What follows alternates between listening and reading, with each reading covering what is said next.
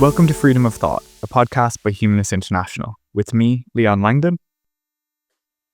And me, Gary McClelland. Each week, we'll be discussing news, research, policy developments and campaigns related to freedom of thought around the world. And this week, we'll be interviewing the wonderful Janalee Morris from Humanist Canada. But before that, Gary, I believe you're still in Guatemala. How are you getting on over there? Yes, I'm still in the wonderful Guatemala. Doing very well. I've been speaking to a range of different people, and I've been learning a little bit about Guatemala in the time I've been here.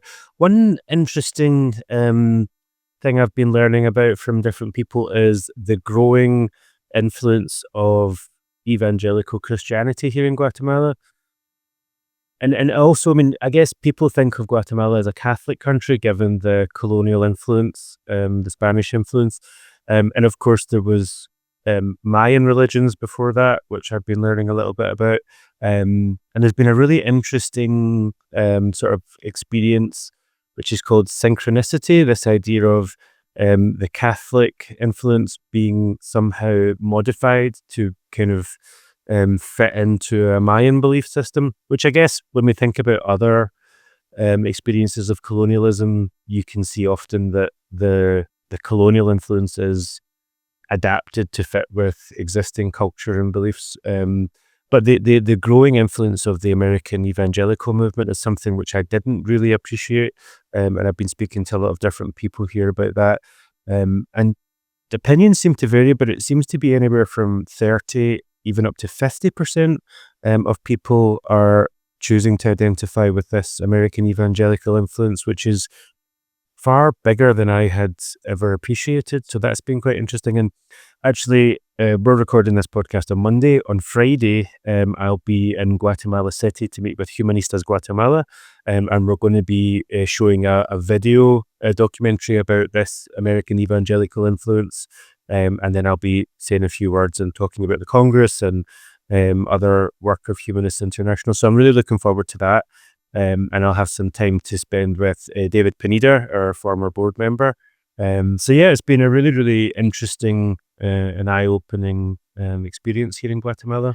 It's interesting when you talk about synchronicity. I think obviously about the Irish context and the idea that so many, for example, Catholic festivals sort of just got supplanted onto Irish pagan festivals in terms of time of the year to kind of, keep the changing or the sort of changing landscape as unchanging as possible, I guess, for people, and to make the sort of new colonialist or just new sort of incoming dominant religion to be as sort of easy as possible to hop on board with.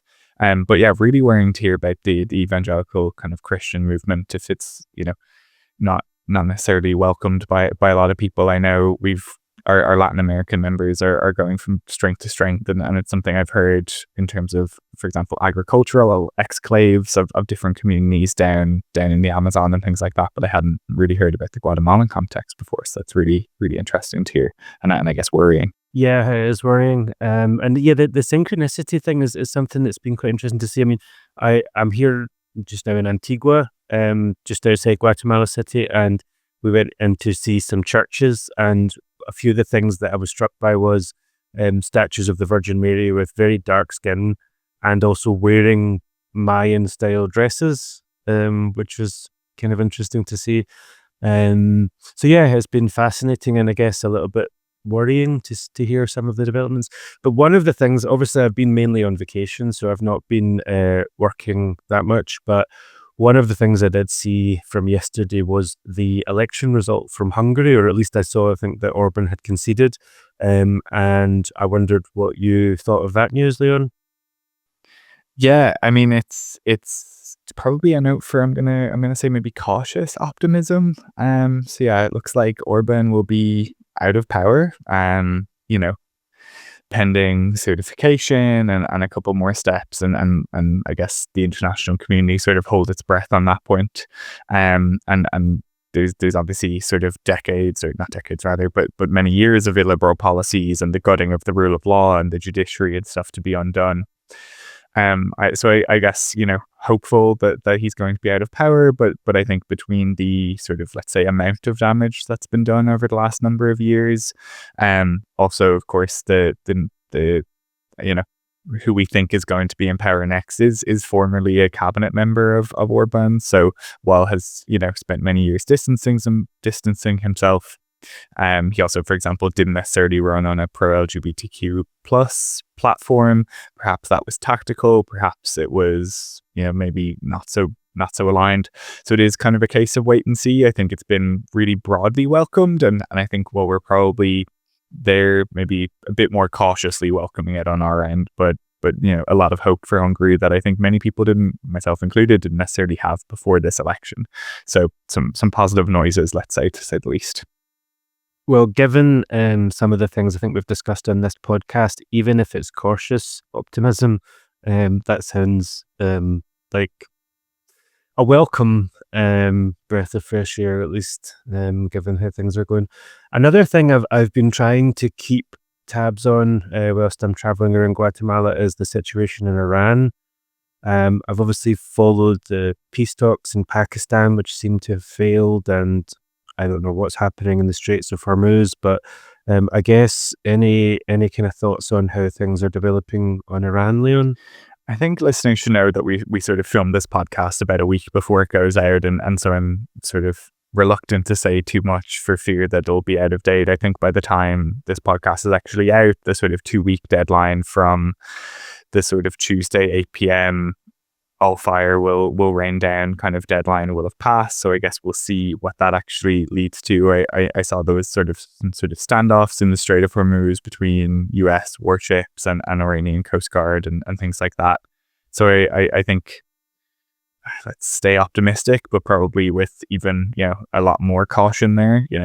Every day that fewer people are dying is probably good, but I think it's difficult to see where things are going to go, and obviously so much of this is happening behind closed doors, and civil society can comment and call for things, but the ultimate truth is there's only a handful of power brokers in this whole thing that are going to sort of determine the outcome. So I think in that sense, we're just kind of here with the rest of the world, hoping that an off-ramp is found and that tensions cool and trade goes back to normal and all that, but that fundamentally people are safer and stop being killed and repressed for existing. In terms of our UN work generally, or has there been any other important developments or anything worth talking to our members about? I think one thing which was actually a couple of weeks ago, but I'm kind of only able to kind of sit with it and reflect now is Volker Turk. So effectively the human rights chief for the UN. He's the High Commissioner for Human Rights. Sort of endorsed the codification of an international crime of gender apartheid, which is something we've called for before. So under international law, gender apartheid as it currently exists is not a war crime or a crime against humanity. We've been calling for the sort of an establishment of some sort of working group or the investigation of that internationally for quite a while now. And so hopefully his calls will lead to some movement on it. The other thing he called for recently or sort of announced was this sort of founding of a global alliance for human rights. Which we're hopeful will sort of reinvigorate the international human rights movement, will sort of bring together civil society and states, faith leaders, for example. Even I've seen local government being talked about, cities as sort of stakeholders in all of this, and obviously rights holders, so people themselves. I think that sort of broad-based coalition could really work. I'm always a bit skeptical with those sort of top-down approaches, the sort of announcement that this thing will exist and it will do these things. I think we'll see where it goes, but I think, there's basically no one with the convening power of someone like Volker Turk in this regard. And so, we're on board with this sort of global alliance. We hope to be at some meetings later in the year if they begin happening, and generally hopeful that it's sort of the fire underneath the International Human Rights Committee that is really taking a lot of hits. Both, I mean, literally, human rights defenders are struggling and being killed, but also civil society is, as we've consistently talked about, being underfunded, civil society space being undermined. So I think some sort of additional protection, additional reinvigoration of this space would be welcome. And so, again, greet that with cautious optimism seems to be the trend of the day. Well, that's very, that's very good to hear. And yeah, I think this podcast does seem like it's had a theme of cautious optimism, which I think, to be honest, at this stage in 2026 is maybe the best we can hope for, and that's quite reassuring. But yeah, thank you so much, Leon, for those updates and for keeping on top of everything. And I look forward to seeing you next week when I'm back in London. Thanks, Gary. Excited for that as well. And I think now we can move to inviting our interviewee on. So, Janalee Morris. This week's guest is Janalee Morris, the Executive Director of Humanist Canada, which will host the 2026 World Humanist Congress in Ottawa this year. Janalee started with Humanist Canada in February 2026. She has built a career as a community organizer, educator, and learning consultant with extensive experience in Canadian post-secondary education. Committed to community leadership, humanist values, and secular advocacy, Janalee has held a range of leadership roles across humanist and charitable organizations in Canada, including serving as the president of Rocky Mountain Atheists.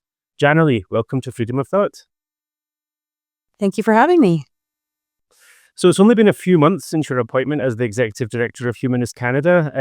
I guess maybe just start off and tell us, how are you finding the role and what are the main issues that are coming across your desk as the Executive Director of Humanist Canada? It's a really exciting time in Humanist Canada. We're really have entered a year of growth for the organization in sort of expanding some of our capacity to provide programming for our members.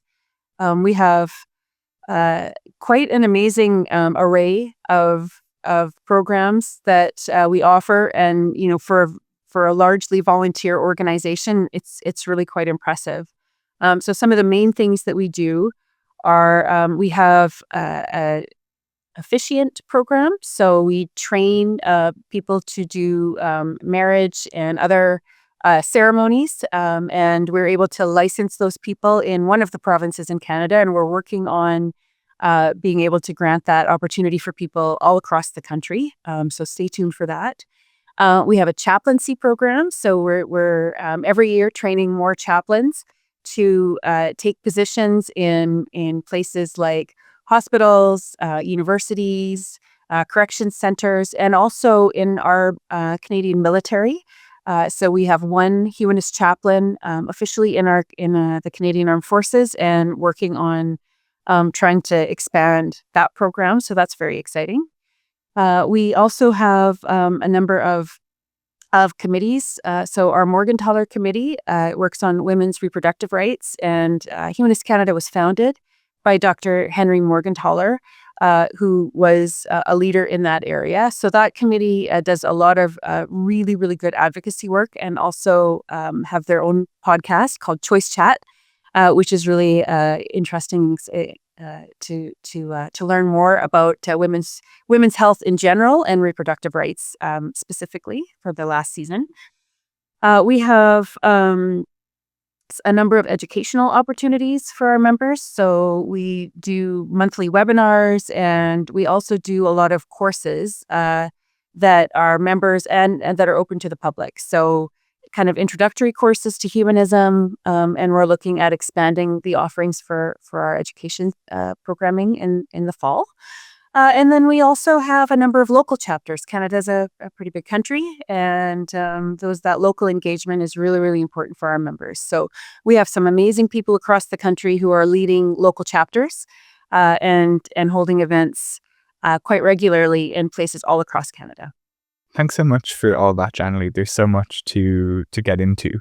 One thing I don't think we've really gotten into on the podcast before is sort of humanist chaplaincy, and I think there's going to be some events later on in the year. I was wondering if you could talk about that, maybe conceptually, but also, what's coming up there. Absolutely. There are lots of spaces in institutions where chaplains are just sort of a regular part of the team of people who you might see. So, a good example would be in a hospital. If people are regularly asked if they would like to speak to somebody, a chaplain, when they're in a time of crisis. And it is really, really important that humanism is also represented in that space.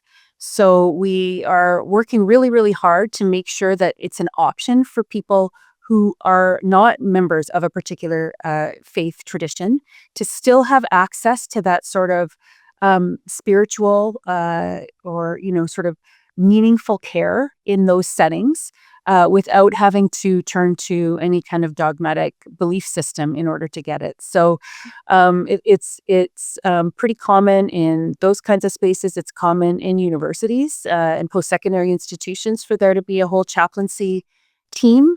And again, really important for students to have an opportunity to speak to someone about things like their values without having to attach that to a particular religious belief system.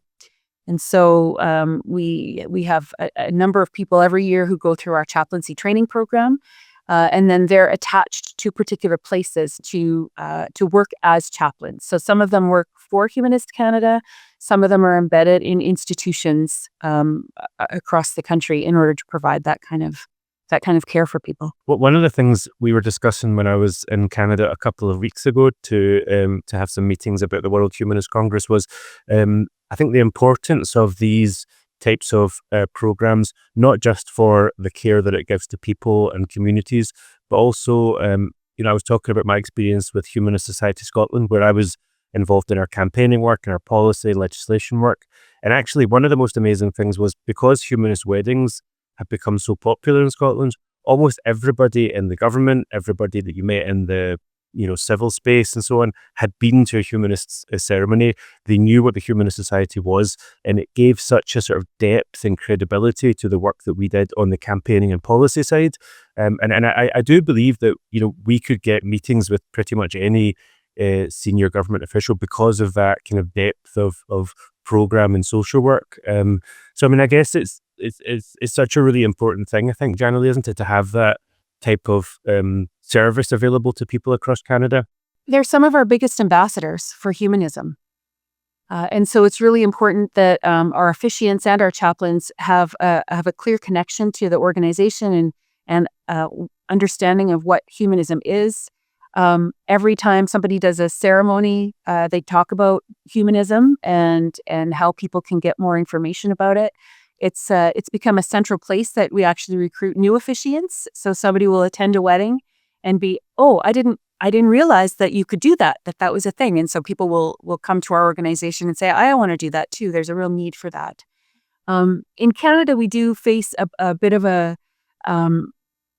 roadblock in that marriage licensing is provincially regulated. And so we have 10 provinces and 3 territories, and each one of those regulates that separately and have different processes. So right now we're able to do that in Ontario, which is our biggest province, and we're working on being able to do that in other provinces. And that's not always an easy thing because we actually have to apply as a religious organization in order to be able to do that. So there's some technicalities that we're trying to work through in order to get equal access to our officiants as other folks who would be part of religious organizations would have. And so, Janalee, when it comes to sort of policy issues, what kind of things are you working on beyond this? And I guess just on the provincial system, do you find that makes it a bit easier sometimes? Is government a bit closer when it comes to advocacy and lobbying, or does it mean that those wins are sort of more piecemeal as you get them? There are some things that are federal, and there are lots of things that are provincial. And so it is really a sort of case by case basis that we take things on and try to respond to issues as they come up. So, one example of a national issue that we're working on right now as part of a coalition of different secular groups across the country is trying to get our census question on religion changed. So Canada does a big census every 10 years. And actually, our question on religion is used in several different other censuses that are given out, in between. Our question on religion has evolved over time, but currently, our position is that the question is very biased. It assumes that you are religious and asks you to identify what religion you are, even if you are not actively attending or participating in any religious activities. So it makes it a very difficult question for people to answer. So myself, for example, if I were to answer that in the way that it's phrased, I would have to say that I'm Catholic because I was baptized Catholic. My husband would have to say that he's Jewish because that's how the question is phrased. But we're advocating for that question to be changed to say, to remove that part about even if you're not actively participating so that people can check no religion. And there are a number of different ways that they can do that. It does list out atheist, agnostic, not practicing, those kinds of things. So that's a good example of sort of a national issue that different secular groups can come together on. There are provincial issues that we also are engaged in. For example, there are 3 provinces in Canada that still have a fully funded Catholic school system, fully funded by taxpayer money. And so those are issues that those 3 provinces are, kind of working on and trying to find ways to advocate for change there. In the province of Alberta, there have been a few quite problematic pieces of legislation that have come out in the last year. One that restricts gender-affirming care in the province, and another really recent one that restricts access to medical assistance in dying or MAID. And Humanist Canada has actually put out a position statement commenting about the issues of those and the religious influence that led the provincial government in Alberta to restrict access to those things. And if I understand correctly, one issue like medical assistance in dying, that's a federal mandate, a federal law, which the provincial government is trying to restrict access to. So that seems like it's kind of a problematic political situation. It's hugely problematic. There's a deep history of what people would call kind of a feeling of Western alienation.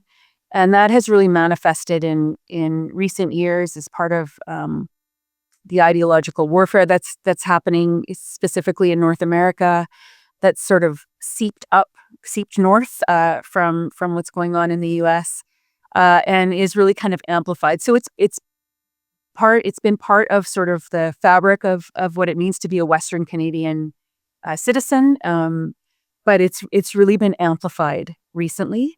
And some of these political or policy changes that we're seeing are more based on an ideological argument as opposed to I think good governance.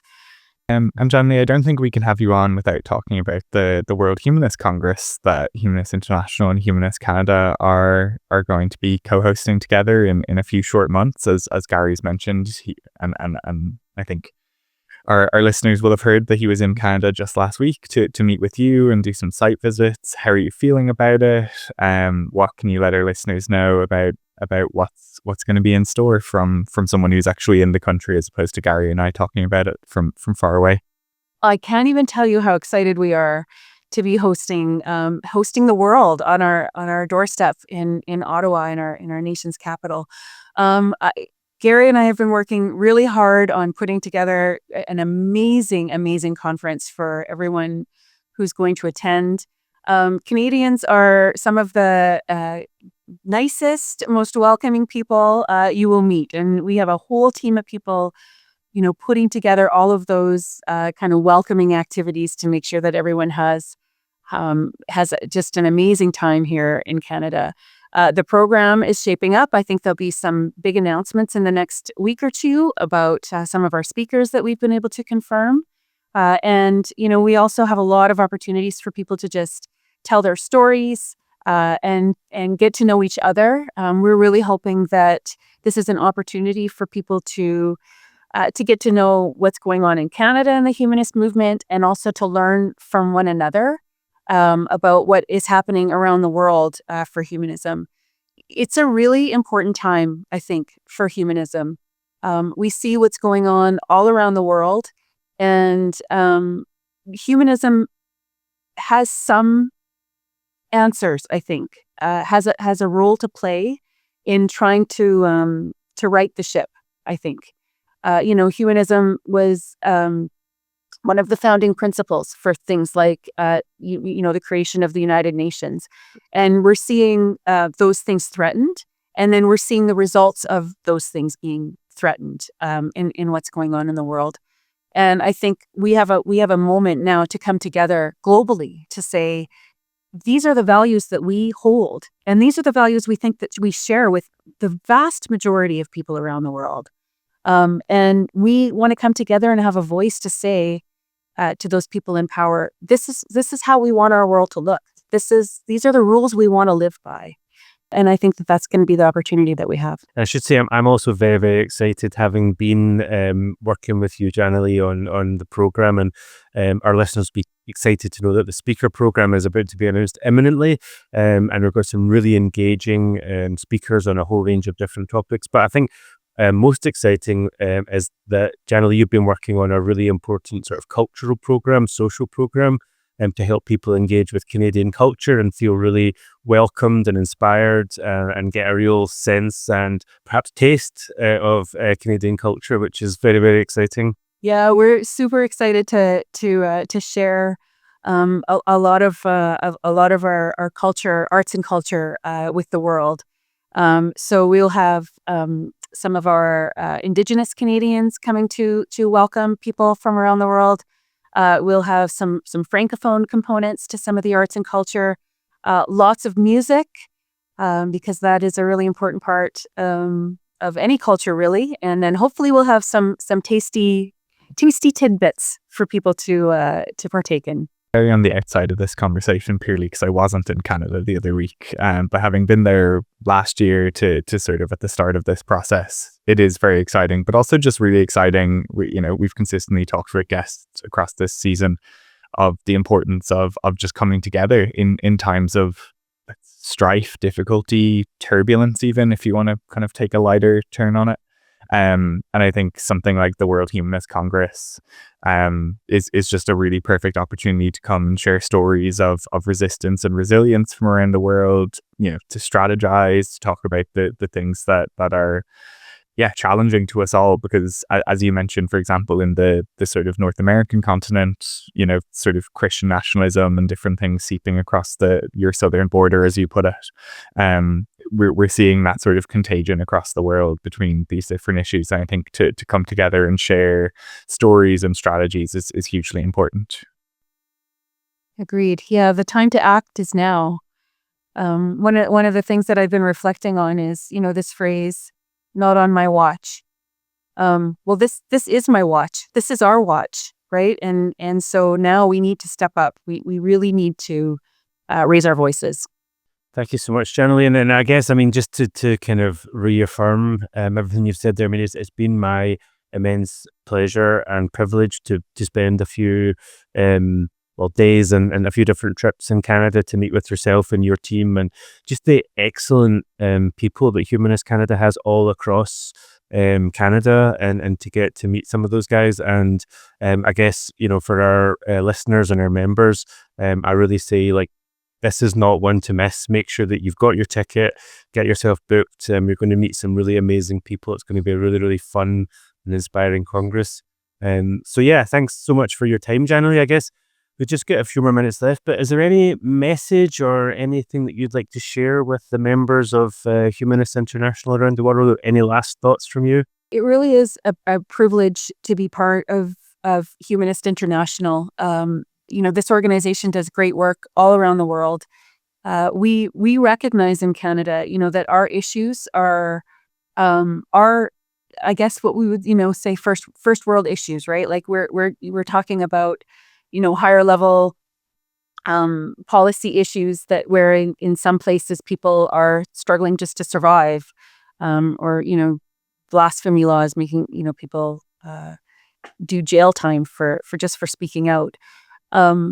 And so I think these kinds of partnerships are also really reaffirming of our humanist values. So we all in our home countries, we all have our issues and our battles that we're fighting, but to come together globally and really understand that we all have, we're in different places and we can support one another.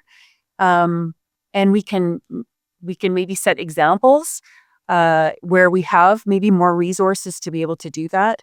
It really is a privilege to be part of an organization like this that works around the world to do these really positive things. So thank you. And Gary, it's been an absolute pleasure to be organizing the conference with you. We're so excited. Thank you so much, Janalee. And we'll see you in August. See you in August. If you found this episode useful, please share it with others, subscribe wherever you listen to podcasts, and leave us a rating and 5-star review. It makes a big difference in helping new listeners find the show. If there's a topic you'd like us to cover or someone you'd like to suggest as a guest, you can contact us via the links in the show notes.